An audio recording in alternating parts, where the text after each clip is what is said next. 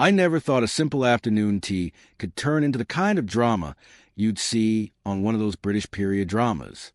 But here I was, standing in my wife Isabella's family estate, a sprawling Tudor-style mansion in Surrey, playing host to her parents and their snooty friends. It wasn't easy pretending to fit in with this crowd. Every time I opened my mouth, Lady Eleanor Wickham, my mother-in-law, would shoot me a look that said, "You're still not good enough." The tension reached its peak when Eleanor handed me a steaming cup of Earl Grey she had personally prepared. Her smirk as I took the first sip made my stomach churn, not because of the tea, but because of the way she looked at me like a predator sizing up its prey. I forced a smile and sipped anyway, refusing to let her intimidate me. Little did I know that smirk would haunt me for weeks to come. It happened about an hour later. Sir Reginald Wickham, my father-in-law, was mid-sentence, talking about some boring merger his company was planning. One moment he was pontificating, and the next he crumpled to the floor like a marionette whose strings had been cut. Chaos erupted instantly. Women screamed, men shouted, and someone called an ambulance. As paramedics rushed him away, all eyes turned to me. Why? Because Eleanor pointedly reminded everyone that I'd been drinking from the same teapot as Reginald. "Funny how Adrian seems perfectly fine," she remarked, her tone dripping with insinuation. My blood ran cold. Sure, I wasn't exactly fond of Reginald, but poisoning him? That was insane. Still, the seed of doubt had been planted, and I knew it wouldn't be easy to shake off. That night, after everyone else had gone home, I couldn't stop thinking about what had happened. If someone had poisoned the tea, why hadn't I fallen ill too? I decided to investigate quietly. First stop, the kitchen. The teapot sat untouched on the counter, abandoned in the chaos. Carefully, I poured out the remaining liquid onto a napkin. There was a faint residue, almost invisible unless you were looking closely. My mind raced.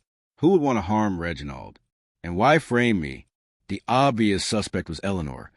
She hated me enough to make my life miserable. But framing me didn't make sense if she wanted me gone. It would only draw attention to herself. No, there was more to this story than met the eye. I needed answers, and fast, before anyone else got hurt, or worse, before they pinned this whole mess on me. Reginald's study was off limits to everyone except him and Eleanor, so naturally, I broke in. Call it self-preservation. The room smelled of leather and old books, and every surface gleamed under the soft glow of a desk lamp. I started rifling through drawers, hoping to find something, anything, that might explain what was going on. Hidden behind a stack of ledgers, I found a collection of letters addressed to Eleanor. They were filled with venomous accusations, detailing Reginald's alleged embezzlement from the family business. Apparently, he'd been funneling money into offshore accounts for years, leaving Eleanor furious and powerless. Could this be her motive? Had she decided to eliminate him once and for all? Or was someone else pulling the strings? Isabella walked in just as I was finishing reading the last letter. She froze, her wide eyes darting between me and the papers in my hand. "What are you doing?" she demanded, her voice trembling. "I'm trying to figure out who poisoned your father," I shot back. "And don't act like you didn't know about this. These letters have your mom's name all over them." She hesitated, then sighed heavily. "Adrian, you don't understand. My family were complicated. Mom has reasons for everything she does." "Reasons?" I snapped. "Like murdering her own husband?" She flinched but didn't deny it. Instead, she begged me to stay quiet. "Please, Adrian, just let this go. For me." Her plea hit me like a punch to the gut. How far was I willing to go to protect her and our marriage? The shadowy figure from the security footage haunted me. Who was sneaking around the kitchen before the party? I finally tracked down Clara, Eleanor's personal assistant, and cornered her in the garden. At first, she denied knowing anything, but when I pressed harder, she cracked. "It was Lady Eleanor," she whispered, tears streaming down her face. "She told me to put something in the tea meant for you. She wanted you out of the picture, Adrian. But she didn't count on Sir Reginald switching cups with you." My head spun. So Eleanor really had tried to kill me, and now her husband was paying the price. But why involve Clara? What hold did Eleanor have over her? Before I could ask, Clara bolted, leaving me alone with more questions and answers. I waited until dinner to confront Eleanor. Everyone else had retired to their rooms, leaving us alone in the dining hall. I placed a small recorder on the table and slid it toward her. Care to explain yourself? I asked, keeping my voice steady despite the rage bubbling inside me. Eleanor didn't even flinch. She leaned back in her chair, her expression unreadable. You think you're clever, don't you? She said coolly. But you'll never truly belong here, Adrian. This family doesn't need outsiders sullying our legacy.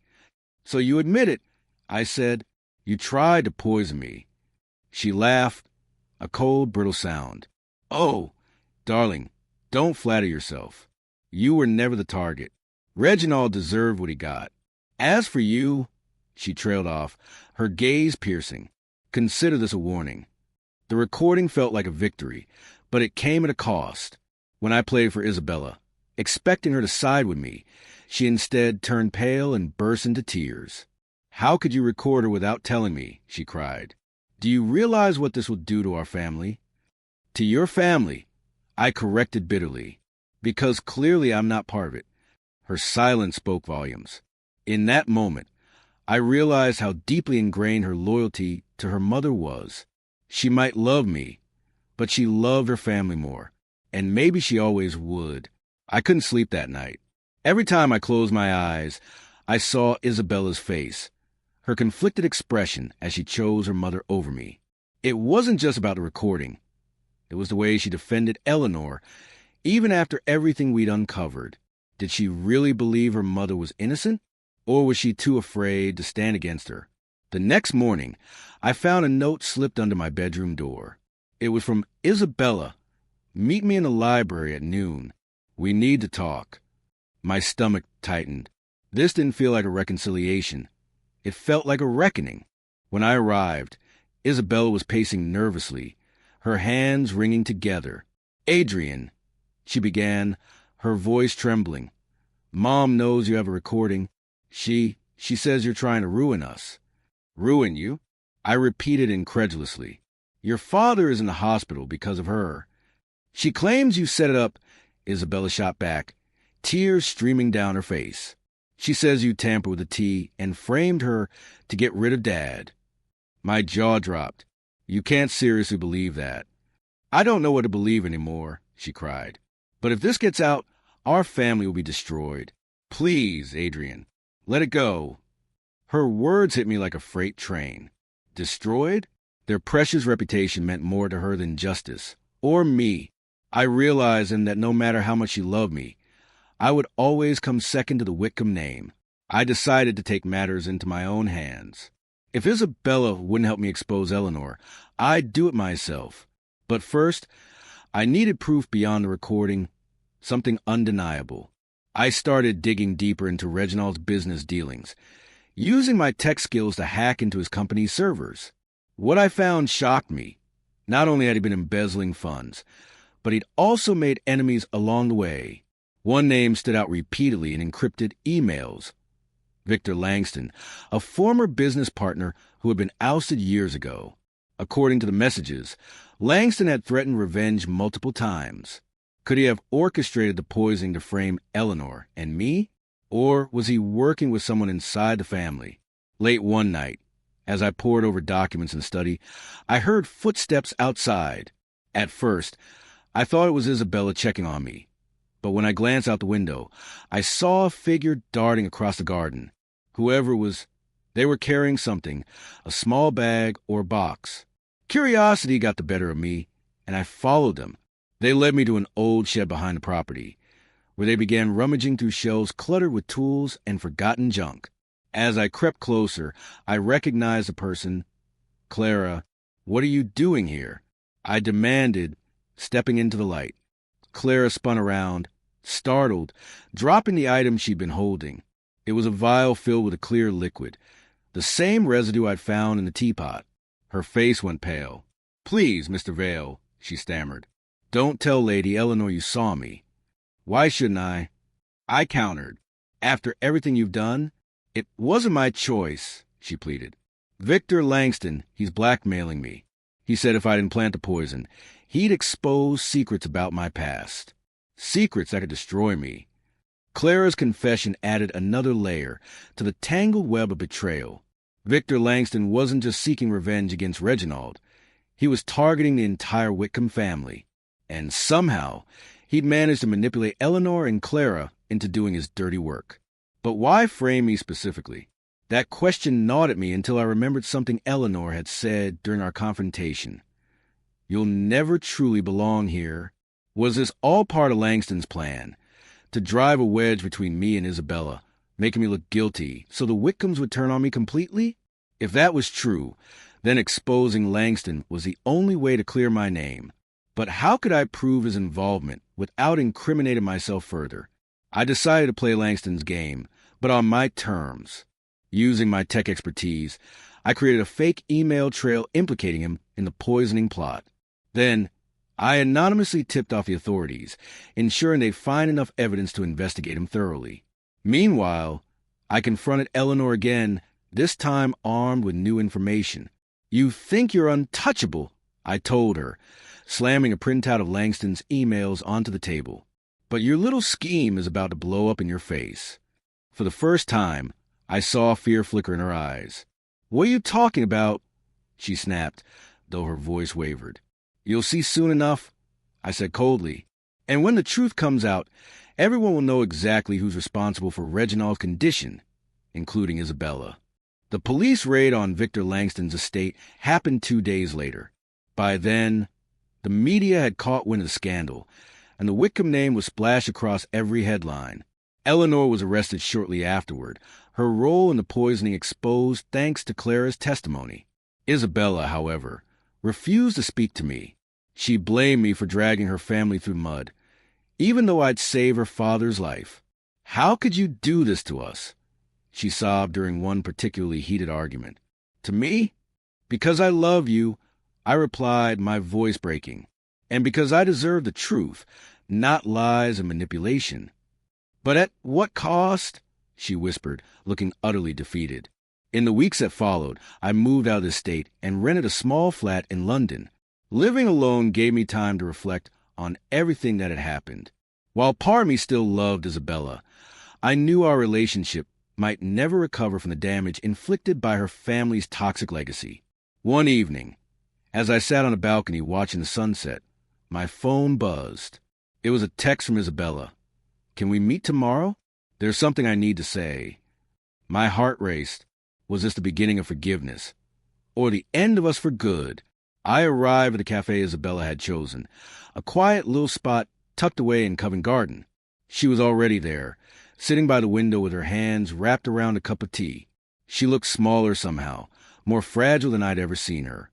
"Thanks for coming," she said softly as I slid into the seat across from her. Her voice was hesitant, almost timid, which wasn't like her at all. "I wouldn't have missed it," I replied, trying to keep my tone neutral despite the storm of emotions brewing inside me. She took a deep breath before speaking. "Adrian, I've spent weeks thinking about everything that's happened.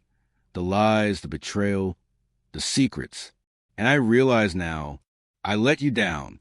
I chose my family over you when you needed me most." Tears welled up in her eyes, but she didn't look away. "I don't expect you to forgive me, but I want you to know that I'm sorry. Truly sorry." Her words caught me off guard. For so long, I'd been bracing myself for anger or blame, not an apology. "Why now?" I asked cautiously. "What made you change your mind?" She hesitated, then admitted, "Seeing Mom in prison." Hearing everything Clara said about how she manipulated everyone, it made me realize how much damage our family has caused. Not just to outsiders like you, but to each other too. I don't want to be part of that anymore. We talked for hours that day, hashing out every painful detail of what had happened. Isabella confessed that she'd always felt torn between loyalty to her parents and love for me. Growing up in the Whitcomb household had taught her to prioritize appearances over truth, control over vulnerability. Breaking free of that mindset wasn't easy, but she swore she was willing to try. If I was...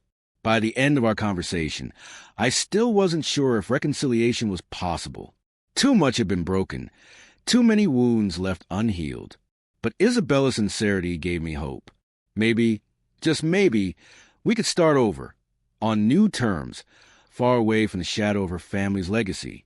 I can't promise it'll be easy, I told her honestly. But if you're serious about leaving all this behind, I'll meet you halfway. She nodded, relief washing over her face. Thank you, Adrian. I won't let you down again.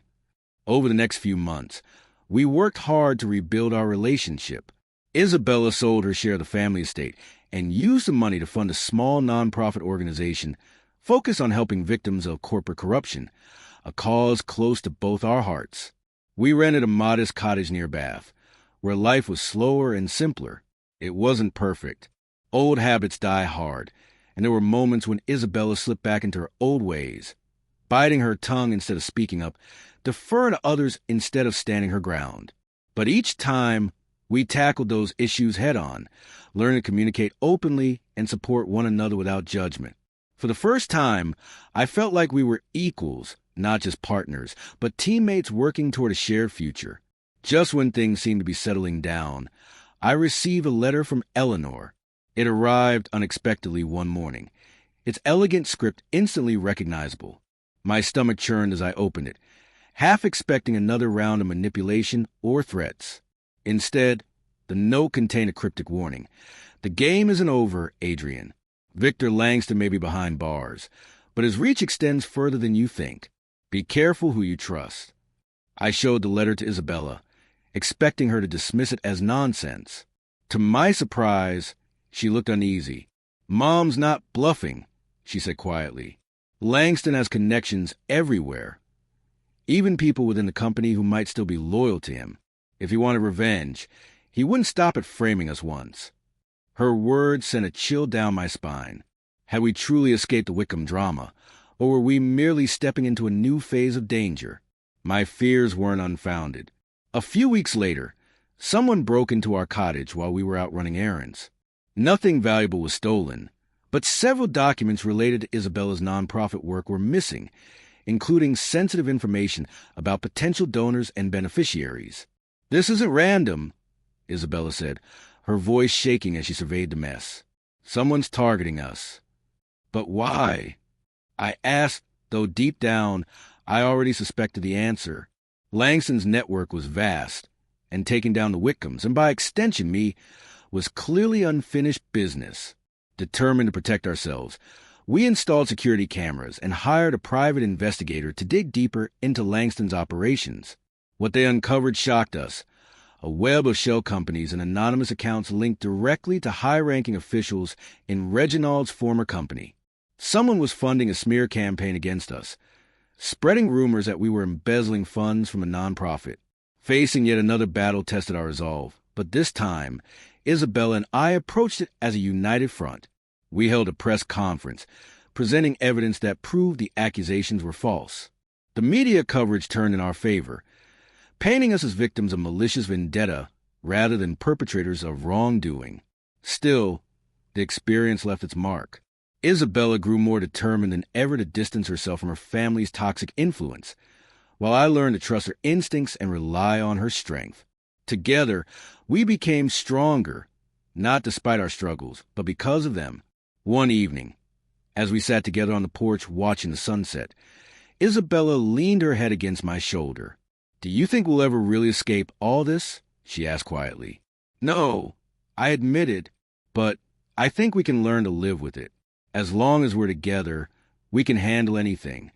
A year later, we stood side by side at the grand opening of our nonprofit's community center, a bright, welcoming space designed to empower individuals affected by corporate greed. The event drew hundreds of attendees, including former employees of Reginald's company who had suffered under his leadership. As I watched Isabella deliver a heartfelt speech about resilience and justice, I felt a surge of pride. She had come so far, from the sheltered daughter of aristocrats to a fearless advocate for change. Afterward, as guests mingled and celebrated, I pulled her aside for a quiet moment. "You were amazing up there," I said, brushing a strand of hair from her face. She smiled, her eyes shining. "We did it together, Adrian. This is just the beginning." That night, as we cleaned up after the event, I noticed something unusual, a folded piece of paper tucked under the windshield wiper of our car. Unfolding it, I read the terse message scrawled inside. "Watch your backs. Langston isn't done." Isabella stiffened when I showed her the note. "Maybe we should leave town," she suggested nervously. "Start fresh somewhere no one knows us." But I shook my head. Running won't solve anything. If Langston wants to fight, we'll give him one on our terms. Despite the lingering threat, we refused to let fear dictate our lives. Instead, we doubled down on our mission, expanding the nonprofit's reach and building alliances with others fighting for justice. Slowly but surely, we began dismantling the corrupt systems that had once controlled us. On a crisp autumn morning, as golden leaves swirled around us, Isabel and I walked hand in hand to the park near our home. The scars of the past remained, but they no longer defined us. We had faced a trail, danger, and heartache, and emerged stronger for it. "I never thought I'd say this," Isabella said, breaking the comfortable silence, "but I'm glad we went through all of it. It brought us here, to a place where we can truly be ourselves." I squeezed her hand, smiling. "Me too." And for the first time in a long time, I believed it.